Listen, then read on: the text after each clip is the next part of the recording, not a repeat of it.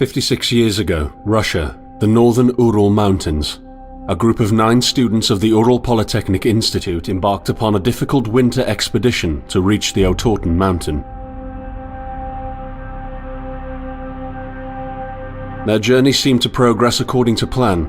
However, on the 7th day of their trip, the weather conditions worsened. They lost their orientation and were forced to set up a camp on the slope of the mountain called Kholat Siakal. It was their last stop.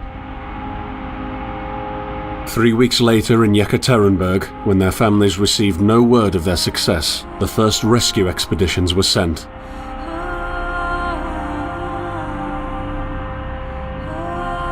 On February 25, 1959, an abandoned encampment was found. The tent was torn down and covered with snow, with all the group's belongings left inside. Further examination revealed it was cut from inside out. The surrounding footprints indicated the crew had fled the tent. They were barefooted. This suggests a frantic escape, characteristic of people scared out of their wits. 2 sets of prints led to a forested area down the slope. The rescue team found an improvised fireplace and 2 bodies. They were lying in but their underwear, with cuts and scratches to their limbs, suggesting they had tried to climb the tree in panic. What could terrify them so much? The next 3 bodies were found scattered a few hundred meters from the first discovery. One of them had suffered a fractured skull, this despite no evidence of a struggle.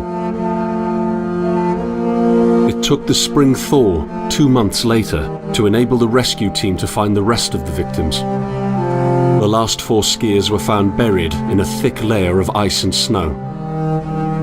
Their autopsies led to even more bizarre findings. All of the bodies had severe internal injuries caused by an undetermined force, similar to that of a serious car accident. No external damage nor bruises were visible, besides a tongue ripped from one victim's mouth and a strange orange skin color. Much speculation arose from these puzzling events. Such theories included attack from the local tribesmen, from an avalanche, or animals. Each theory, however, only served to create more questions. The truth behind this tragic course of events remains unexplained to this day. What really happened? Maybe the answer still waits to be discovered, deep under the snow.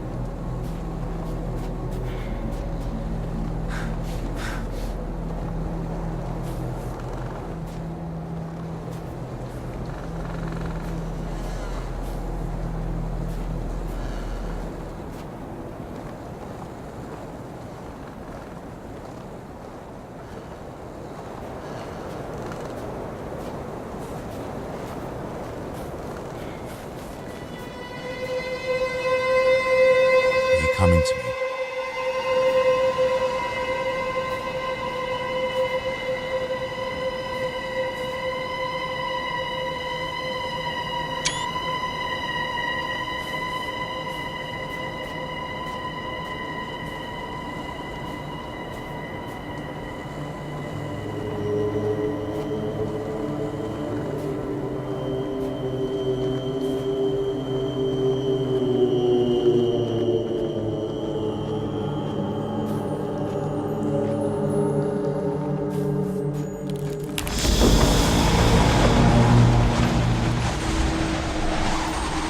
In the end, the only thing I saw was a flash, an insufferable burning light, the pain ripping apart my body. I felt it tearing out of my soul. After a while, I was nobody, nothing. The light went out and I vanished into overwhelming darkness. I welcomed the end with delight.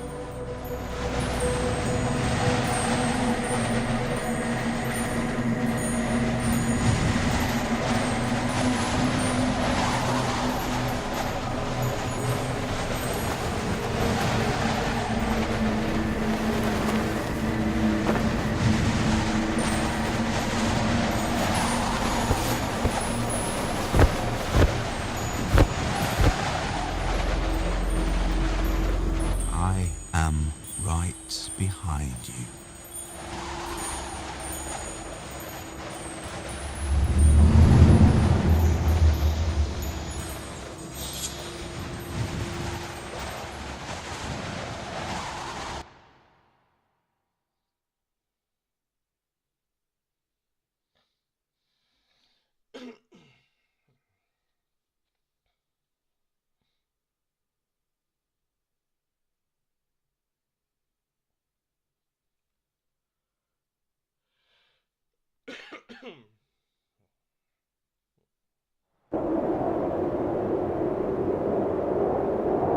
Have you ever tried to hold on to your humanity when others convince you of being no more than a subject, an object, which they can bend to their will?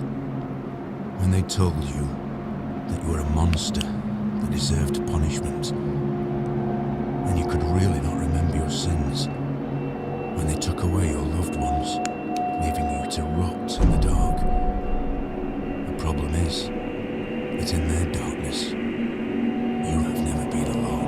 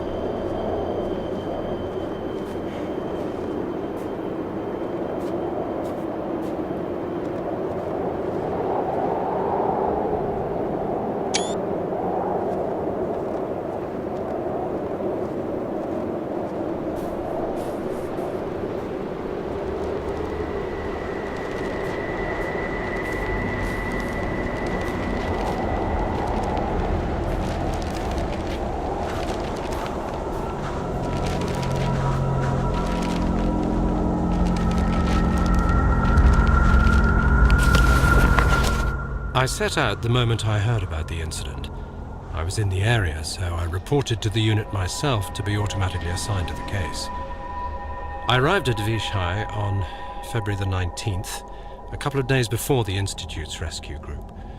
While waiting for them, I started asking around to see if anyone from among the locals knew anything about the incident. One of them said he had a hunting cabin in the search region and knew the area very well. I decided to use him as a guide. When the rescue team had finally arrived, I explained to them what the unit's role was in this mission and that all discoveries or observations should be brought to my attention before